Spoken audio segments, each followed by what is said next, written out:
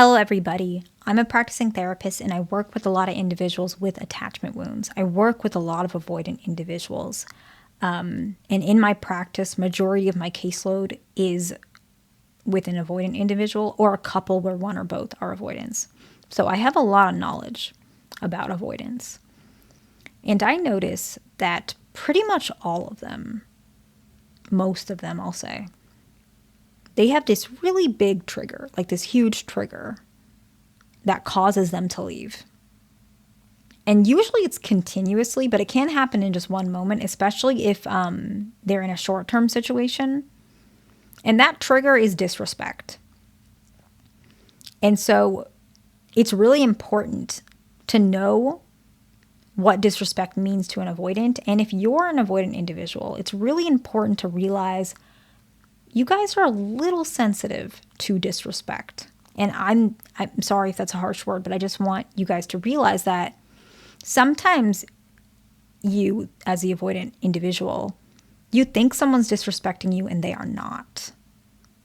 And by you being triggered by something that's not even happening, you're sabotaging your opportunity to connect with many people that could very well open doors for you and learn to connect, and people who love you. And so it's really important to recognize that. This is common for both dismissive and fearful avoidance, okay? So many partners of the avoidant do not realize they're doing something that the avoidant perceives as disrespect. So that's actually the main reason why I'm making this video. So you, as a partner, can understand what an avoidant perceives as disrespect, and also simultaneously, I hope that the avoidant individual can become less reactive to disrespect, okay? Because what happens is a lot of avoidants, their reaction can be so drastic that they may even lash out. If you're an avoidant and you struggle with anger, you may also become pretty angry, right? And that's not healthy. So it's important to realize behaving like that because you perceive disrespect, all that does is push people away, and you may not be able to connect or heal properly if you continue in that regard, okay? So this does not mean that you have to agree to everything your partner does, but it just means understand where they feel disrespected so that maybe you can say things a little softer or be more aware of what they could feel. Because a lot of times they feel like disrespect is control, or you're looking down on them, maybe that you don't like them, maybe you don't value them for who they are and you're trying to change them. So disrespect means a lot of things to avoidance, which is why it's really important, okay? So here are some of the ways that an avoidant might accidentally feel disrespected. And to be very honest, this list, I have many examples. I'm not going to put much in this video, but I could really go on and on about this topic. Small moments they can perceive as disrespect. I see it every day at my work. Some form of what an avoidant perceives as disrespect. And that's usually what triggers them to leave. Not all the time, but usually. So the first one is when their partner is asking too many questions, which they feel they've either already answered or already proved that they are not that way, like they're not a bad person. So I think it might be better if I give an example. So let's say an anxious, preoccupied, and avoidant, dismissive avoidant. The anxious, preoccupied maybe has a fear of being cheated on, right? And maybe the dismissive avoidant is not very social, so he doesn't really go out much, but sometimes he goes and plays, I don't know, pool with his buddies, or just playing pool. He goes to the bar and plays pool, okay? And he normally texts and messages when he comes back home. Let's say they live separately, and one night he texted her pretty late. Let's say it was like 2 a.m., and he said, "I'm home." So usually he doesn't come home at like 2 a.m. Usually it's like 11, right? But that night it was 2. And so she maybe immediately felt like, okay, was he cheating on me? Was he actually playing pool? Maybe she goes and checks when the bar closes. Maybe it's around 3.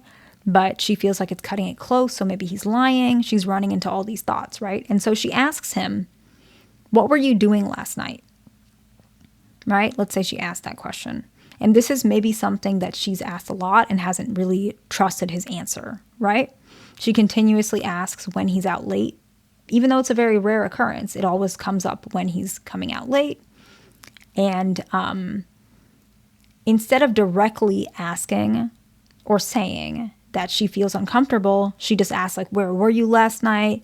You told me you were playing pool with your friends or at the bar, whatever.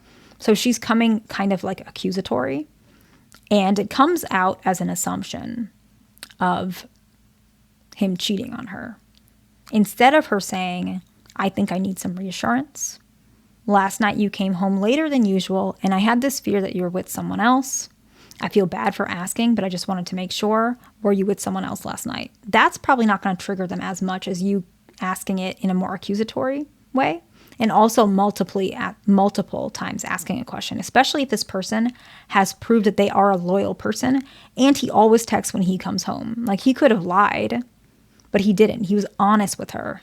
And that makes him feel like, I'm doing so much for you and you're still asking all these questions and you're not being direct with me. That feels like disrespect to him because he thinks, I am a good person. I'm an honest person. I have proved myself to you. Why do you still believe that I'm cheating on you?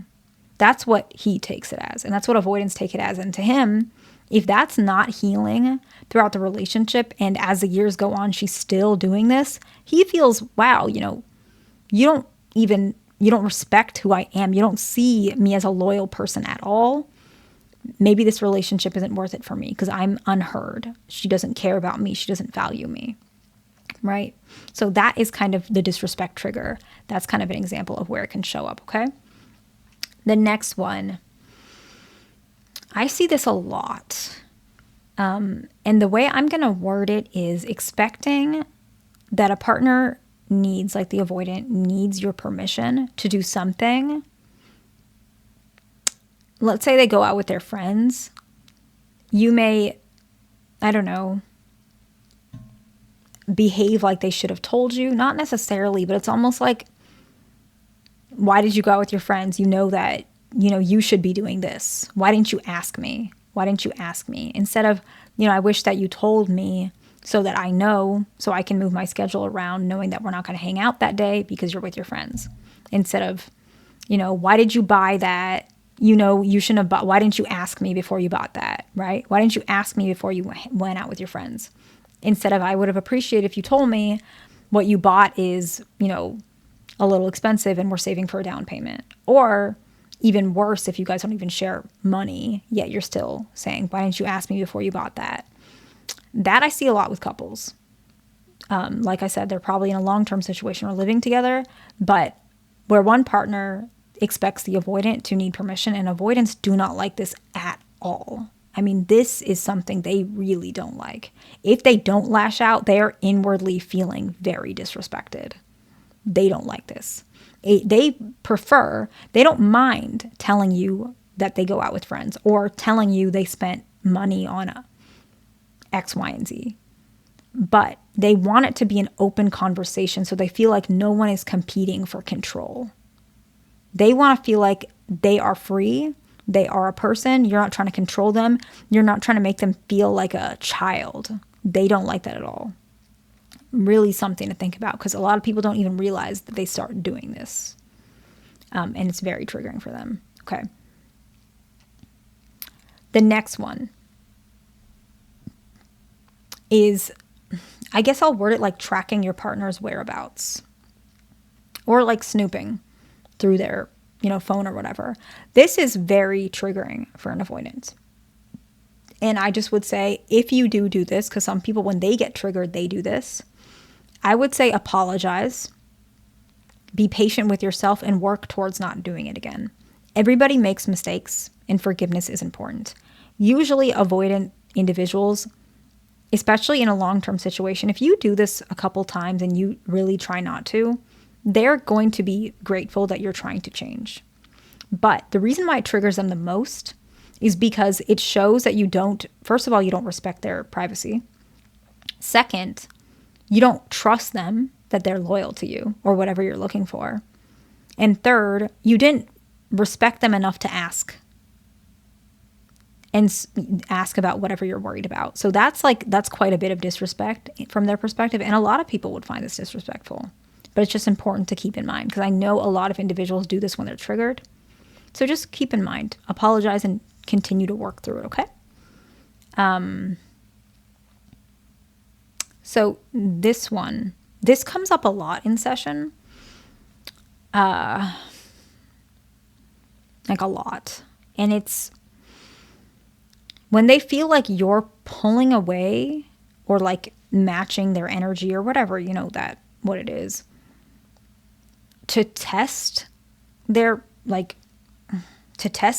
to see if they will chase you. This is a really big trigger for them, and they do perceive it as disrespectful. And let me try and explain it. Let's say we have a dismissive avoidant and anxious preoccupied, and he gets busy. Let's say he's a cop, and he can't always use his phone when he's on duty or whatever. Or maybe for whatever reason, you know, he's busy. He's working really long shifts. And maybe she's a student, so she's not working at all. She's just going to school, which is a lot of time as well. But maybe she's more flexible with her time because of those things, right? And so she feels really hurt that he's not answering or texting her as much, and he's an avoidant, right? So maybe he's just very detached in general.